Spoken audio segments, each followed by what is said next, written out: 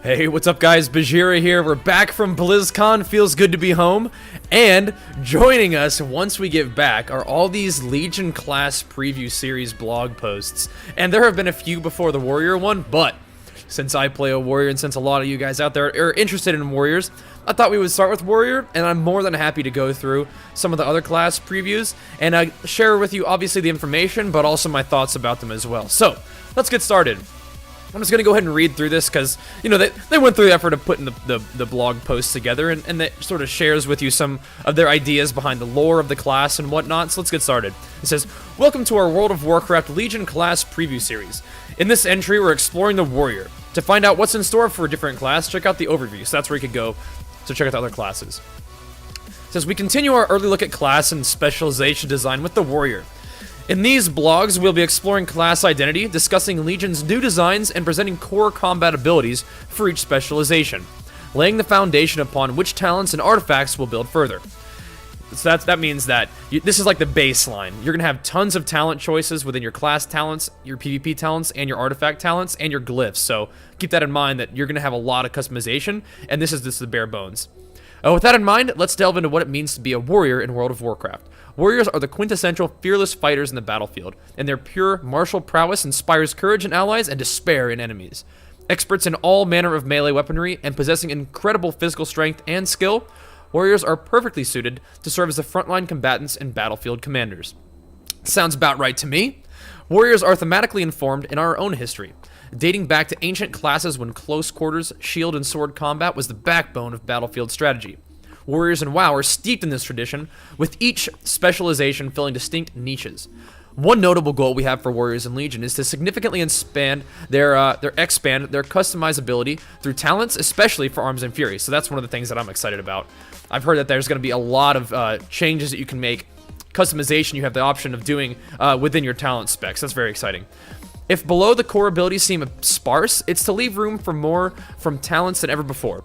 Both specs now have 5 rows of core throughput talents, mostly different between Arms and Fury 2, with a strong mix of active rotational abilities, passives, procs, cooldowns, and other interesting effects. You'll find old favorites like Overpower, Heroic Strike, and Opportunity Strikes returning classics like Avatar, Dragon Roar, and Stormbolt, along with a host of brand new talents. We look forward to seeing the combinations you put together. So that's really exciting.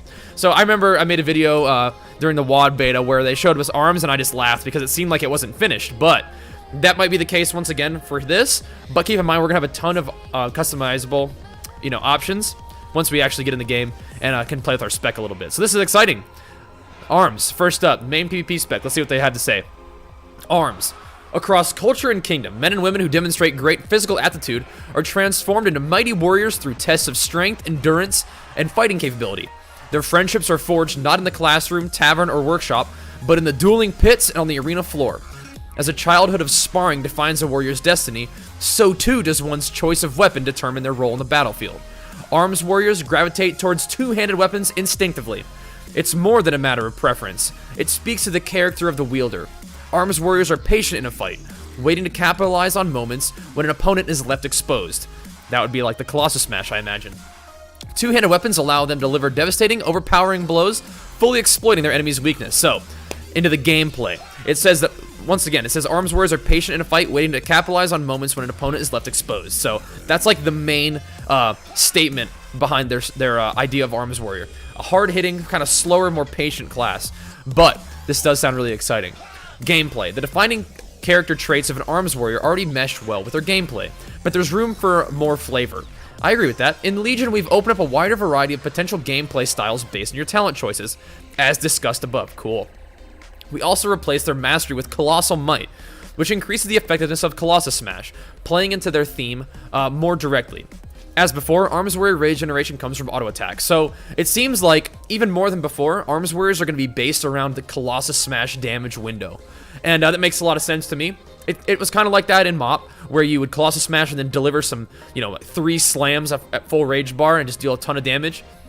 In WoD, I mean, you're dealing most of your damage through the Colossus Strike, the Colossus Smash, Mortal Strike, and then execute proc window. So it makes a lot of sense, but they're sort of really focusing even more on that here. And I've already read this, and there's some exciting stuff to look at near the end, but let's read it anyway. Here's a basic look at the core combat abilities for Arms Warriors. Mortal Strike. It costs 20 rage, melee range, instant 6-second cooldown. All this sounds very familiar. It's a vicious strike that deals strong physical damage and reduces the effectiveness of healing on a target for 10 seconds. Really nothing new there. But our next one is Slam. It looks like Slam is going to be baseline again. It's going to be one of those abilities that we're going to want to press fairly often. It only costs 15 rage. It's melee range and it's instant. Slam an opponent causing moderate physical damage. So it's probably not going to hit that hard. But as you'll see in a moment, it's going to be a little bit instrumental in resetting one of our most often used and most important abilities, Colossus Smash. Melee range, instant, 45-second cooldown. That's a long cooldown. So basically, this thing is going to have to get reset somehow. And we'll read about that a little bit later. It says it smashes the enemy's armor, dealing massive physical damage. So it's going to hit really hard on its own, and increasing the damage you deal to them increasing the damage you deal to them by 20% for 6 seconds. So it has nothing to do with armor at this point. It's just going to be a flat damage increase, which is interesting, I think. Execute. You know, crowd favorite, right? 10 rage, melee range, instant. Attempt to finish off a foe, causing a strong physical damage to the target, and consuming up to 30 additional rage to deal up to massive additional damage. Only usable on enemies that have less than 20% health. Fair enough. So Tactician, here's what I was talking about. It's a passive, so I don't think it's a talent or anything. I think it's just part of Arms Warrior. Your Slam, Whirlwind, and Execute have a 20% chance per target hit to reset the cooldown on Colossus Smash. So that means that even though we have Slam, if we have the opportunity to Whirlwind, I think we might want to. It used to be that Whirlwind is like, oh, okay, we're going to use Whirlwind because it's the only thing we have the option of using.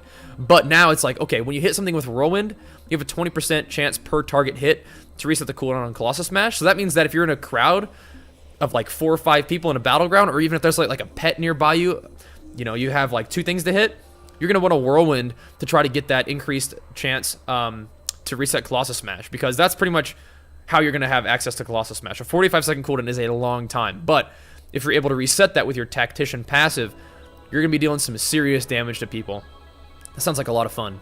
So then your Mastery is, as it was hinted at before, Colossal Might for Arms. Increases the damage of your Colossus Smash by 50%, so it's going to hit even harder, and causes to increase damage taken by additional 50%. So that is huge.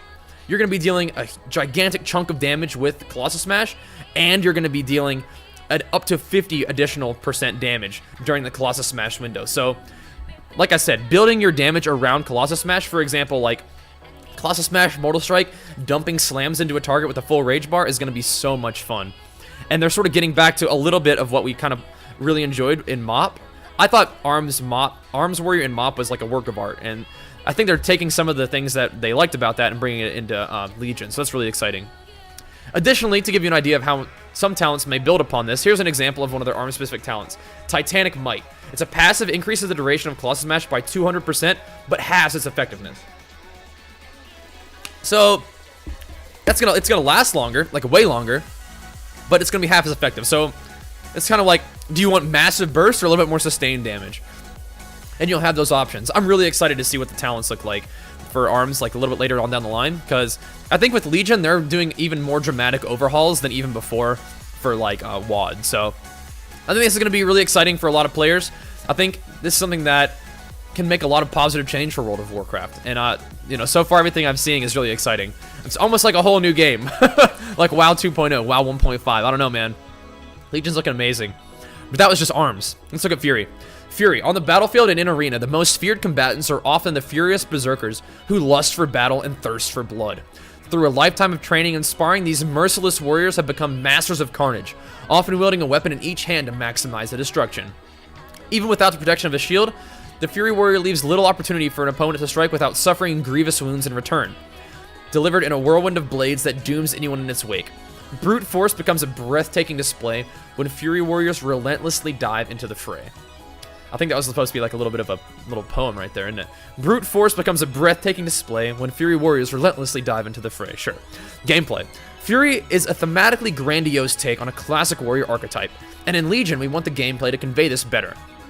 To help deliver on the fantasy of a relentless death dealer, we've bolstered their gameplay around quickly building rage and then going wild with Rampage. In particular, Enrage is now considerably more powerful, doubling your attack speed and thus rage generation, since the majority of rage is still generated by auto attacks, along with increasing damage based on mastery. So keep that in mind. I feel like they made a small typo that people are going to freak out about, but it's not as crazy as you think. Because read that line, along with increasing damage based on mastery, okay? So keep that in mind. Similar to arms, a multitude of talent options will expand your combat abilities in a wide variety of ways. Here's a basic look at the core combat abilities for Fury Warriors. So you have Bloodthirst, classic ability, melee range, instant, 4.5 second cooldown. Attack the target in a bloodthirsty craze, dealing moderate physical damage, generating 10 rage, and restoring 5% of your health. In addition to that, Bloodthirst has an additional 40% chance to be a critical strike. It looks very much like the Bloodthirst that we're used to. Now, here's the thing that could be potentially weird. Enrage, it's a passive. Bloodthirst critical strikes or activating Berserker Rage will enrage you. Increasing attack speed by 100%, that's new.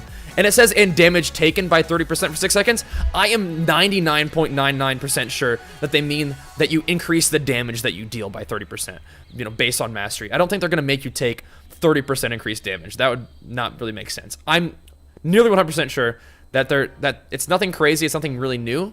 You're just going to deal more damage when you're enraged. That's kind of how it used to be. But now it's also going to increase your attack speed, which is really cool. I loved that 4 set from PvE where when you popped Recklessness, it made your attack speed go up too. Oh, that was so fun. And now they're increasing that. They're putting that in with the Enrage. That's going to be so fun.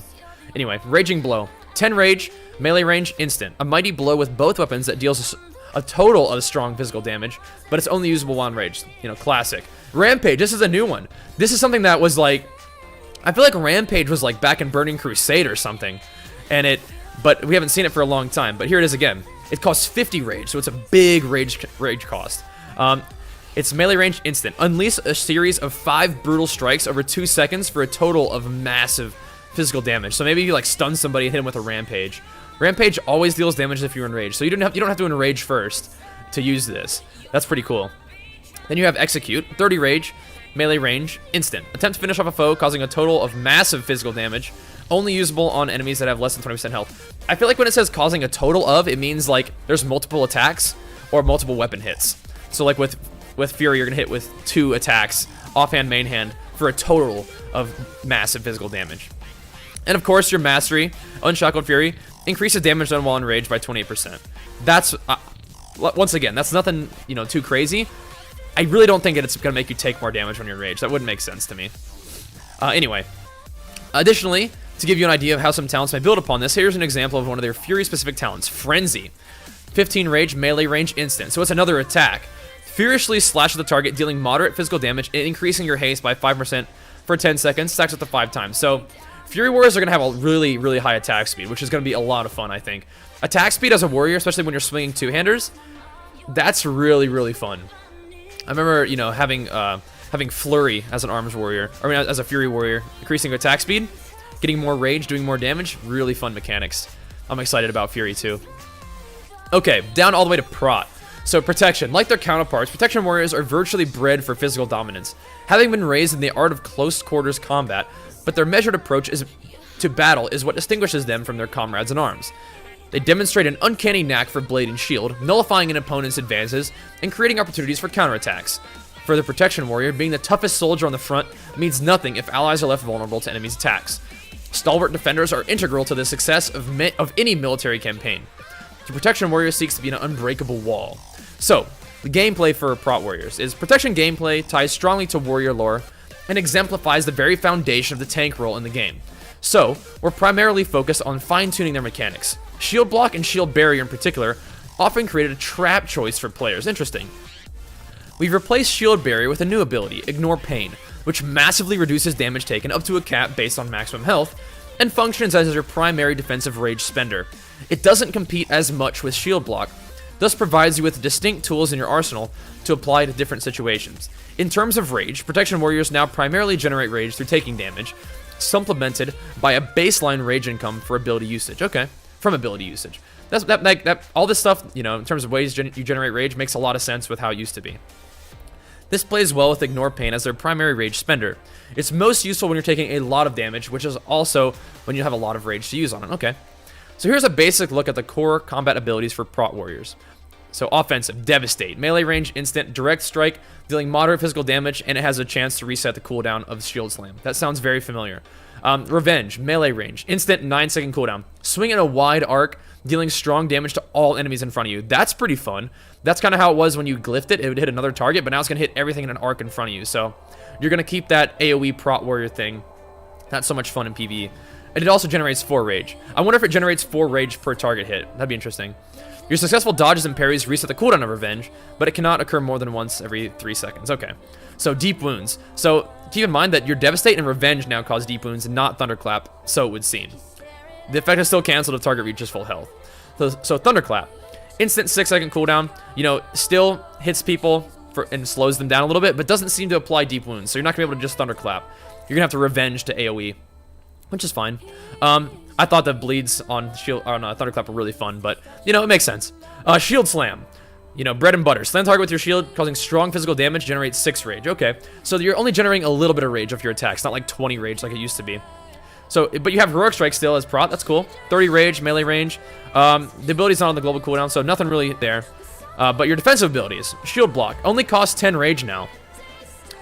Still has 2 charges, still has 12-second recharge. It looks like you block every attack against you for 6 seconds. They can be critical blocks, and Shield Slam deals 30% additional damage when Shield Block is active. That's cool. So that's just like a built-in thing that you used to have a talent for. That's cool. Ignore Pain, the new ability that we heard of. Costs 40 rage. Okay. You fight through the pain, ignoring 90% of the next massive amount of damage you take. So basically, you absorb like a health bar worth of damage and have it deal only 90% of that. That's interesting. Spell Reflection. I hope this isn't only prot.